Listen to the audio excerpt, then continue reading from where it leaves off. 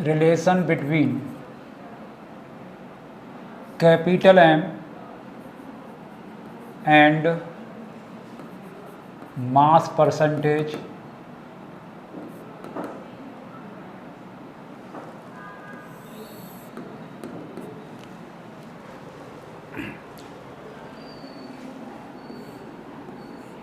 Capital M जो molar T है, जो हमने क्या पढ़ाया उस फॉर्मूले को एक्शन फॉर्म में लिखता हूँ, W2 into 1000 upon M2 into BS। Density of solution क्या होता है, WS ओवर BS। डेंसिटी क्या होता है, वेट मास अपॉन वॉल्यूम। तो मैं वॉल्यूम को रिप्लेस कर देता हूँ WS से और डेंसिटी से।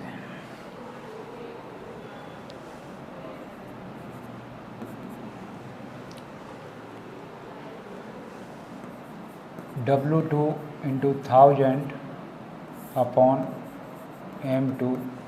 अब इस BS की जगह मैं क्या रखूँगा, WS डेंसिटी ऊपर पहुँच जाएगा, WS अपॉन DS डेंसिटी ऊपर शिफ्ट हो जाएगा।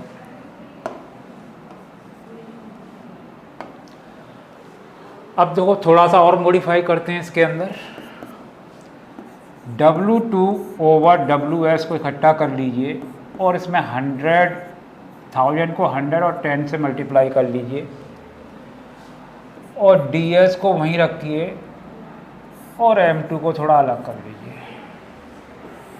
ये फिगर देखिए हमने कहाँ बताया है, पीछे मास परसेंटेज हो गया ये, तो ये है हमारा मास परसेंटेज इंटू 10 से मल्टीप्लाई करो और ये DS density of the solution given होगा, को मॉलिक्यूलर मास ऑफ सॉल्यूट से डिवाइड कर दो तो ये रिलेशन आपका कब काम आएगा, जब directly mass percentage of the solution दे रखा होगा और डेंसिटी दे रखा होगा। सॉल्यूट आपको पता होगा तो आप मॉलिक्यूलर मास ऑफ सॉल्यूट निकाल पाएंगे, मॉलिक्यूलर मास ऑफ सॉल्यूट निकाल पाएंगे। तो ये हमारा नोट पॉइंट के अंदर जो क्वेश्चंस को आसानी से सॉल्व करने का तरीका है, चाहे वो कॉम्पिटिटिव क्वेश्चंस हो, किसी भी कंपटीशन का हो, चाहे जेईई मेंस का हो या नीट का हो, सभी को अप्रोच आपका क्लास टीचर भी कभी भी जो मास परसेंट से इसी फॉर्मूले को निकाल के सीधा यूज कर देती है कैपिटल M को निकालने के लिए, ठीक है। तो उसमें भी ये काम आएगा। अगला रिलेशन देखते हैं इसी नोट पॉइंट के अंदर, relation between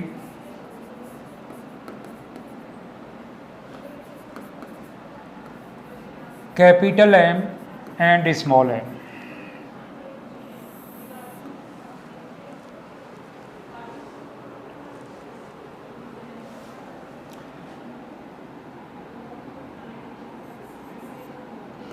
small m extended formula लिख रहे हैं सीधा, जो आपको ऑलरेडी मैंने पढ़ा रखा है।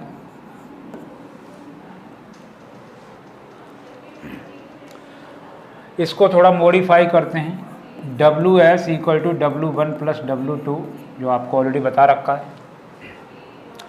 तो W1 क्या हो जाएगा, WS माइनस W2, बस उसी वैल्यू को हम क्या कर रहे हैं, पुट कर रहे हैं।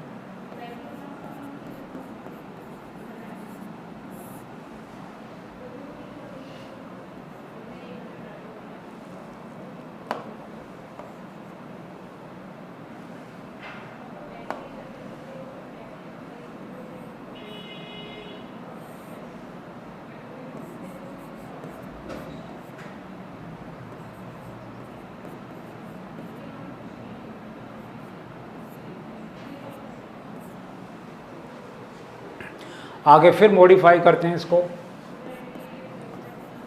W2 इंटू 1000 अपॉन M2 इसको BS से मल्टीप्लाई कर देते हैं और BS से डिवाइड भी कर देते हैं। BS से मल्टीप्लाई या डिवाइड करने का हम और कोई भी फ़र्क नहीं पड़ेगा। क्यों नहीं पड़ेगा? जब हम वापस जाएंगे, इसको काट दिए, वापस वहीं आ जाएंगे। तो इसलिए, लेकिन हमारा ऐसा पर्पज इसलिए है क्योंकि हम आगे बढ़ने पर हमारी कुछ चीज़ें मिलेंगी, सॉल्व होंगी। इस फिगर को देखिए, ये मैंने फिगर कहाँ निकाली थी? ये मैंने मोलरिटी में निकाली है। तो यानी कि स्मॉल m इक्वल टू क्या हो गया? कैपिटल M अपॉन, नीचे क्या बच गया? सिर्फ ये फिगर बच गई, WS minus W2 upon VS।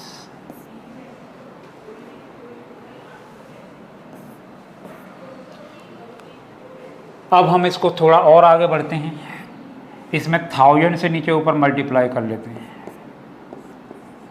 1000 से ऊपर मल्टीप्लाई किया और 1000 से नीचे मल्टीप्लाई किया और इसको मैंने अलग अलग डिवाइड कर दिया VS से।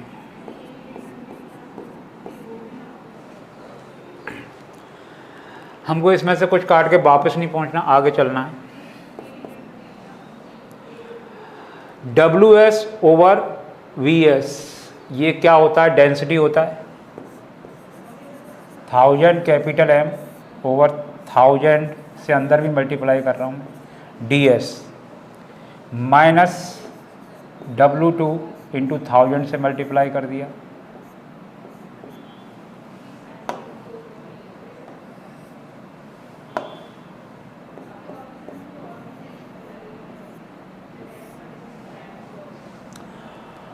Upon BS।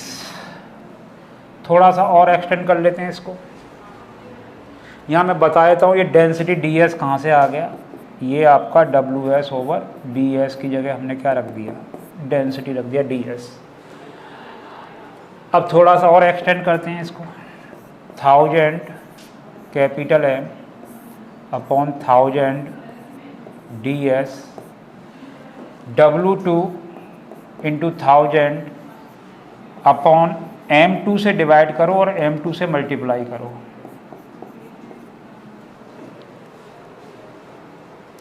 ऐसा करने पर आपको क्या मिला?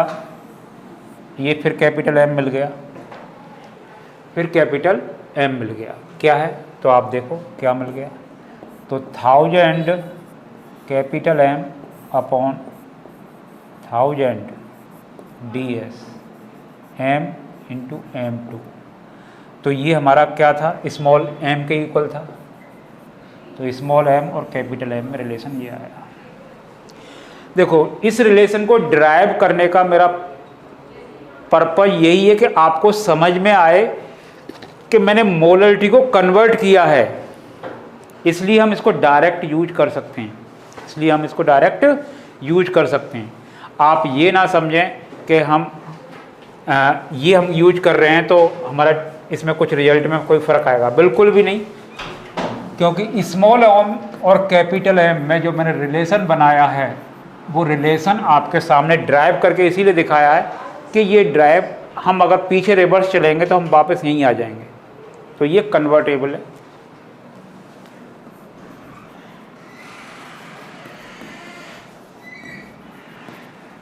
चाहता तो मैं डायरेक्ट लिख देता, लेकिन आपके माइंड में बहुत सारे क्वेश्चंस रहते कि जी सर कैसे आ गया, कहाँ से आ गया, हम क्यों यूज करें इसको। ये आप चाहो तो इसको कैपिटल M को फ्री कर दीजिए, स्मॉल m की टर्म्स में ले लीजिए, तो भी आपके ये आ जाएगा। क्लियर?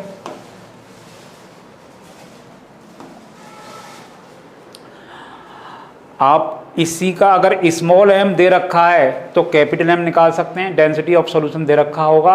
अगर स्मॉल m दे रखा है और डेंसिटी दे रखा है तो कैपिटल M भी इससे निकाल सकते हैं विदाउट मोर कैलकुलेशंस। क्लियर? ये कुछ हमारे रिलेशंस।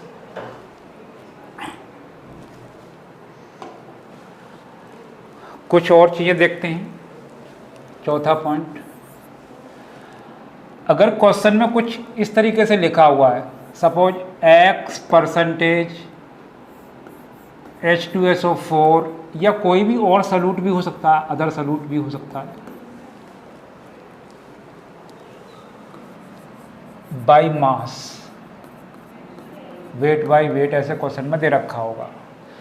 तो इस स्टेटमेंट को आप किस तरीके से रीड करें, उस रीडिंग को जानना जरूरी है। x परसेंटेज H2SO4, मैंने H2SO4 लिया, कोई दूसरा सॉल्यूट भी हो सकता है, बाई मास। तो इसका मीन्स क्या है? इसका मीन्स है कि x gram of solute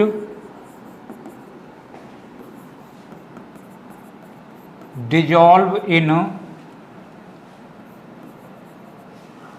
100 gram of solution, 100 gram of solution. यानी इस स्टेटमेंट को आप किस तरीके से रीड करेंगे, यानी x gram of solute dissolve in 100 gram of solution. इससे हमारा क्या पर्पस सॉल्व हो रहा है?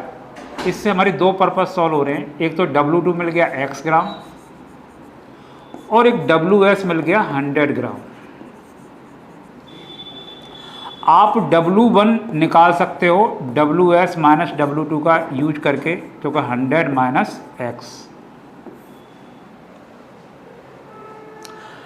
Density ds, density of the solution,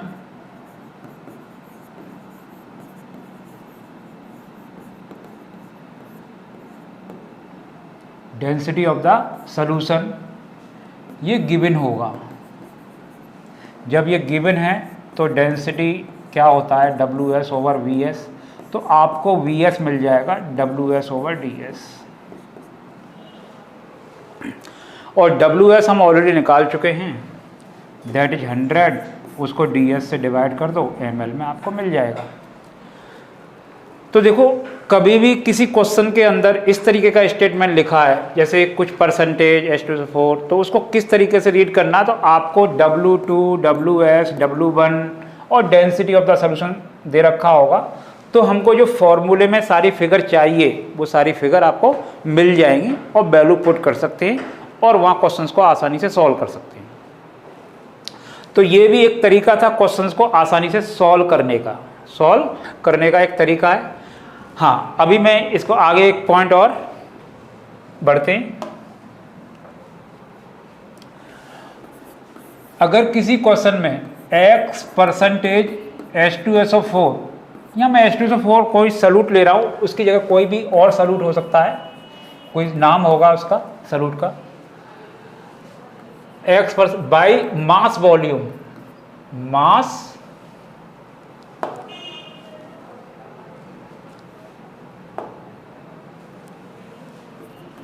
mass volume मतलब वेट बाई v, ये दे रखा है। तो इसका भी कुछ मतलब है, उस मतलब को भी समझो, इसका भी मीन्स है। इसका मीन्स क्या है कि x gram of solute dissolve in, x gram of solute dissolve in 100 ml of solution, 100 ml of solution. तो इस स्टेटमेंट को जानने से क्या पता लगा? दो चीज़ें पता लगी। एक तो W2 मिल गया x ग्राम और एक VS मिल गया 100 ml। अब डेंसिटी जो मैंने ऑलरेडी बता रखा है, डेंसिटी क्या होता है? WS ओवर VS, जो गिवन होगा क्वेश्चन के अंदर, गिवन होगा। जब डेंसिटी ऑफ सॉल्यूशन गिवन है तो आप WS निकाल सकते हैं DS इंटू VS। आपका यहाँ VS ऑलरेडी निकल चुका है, 100 को डेंसिटी से मल्टीप्लाई कर दो, इतने ग्राम WS निकल के आ जाएगा। अब WS निकल के आ जाए तो आप W1 निकाल सकते हो, WS माइनस W2, और WS क्या है?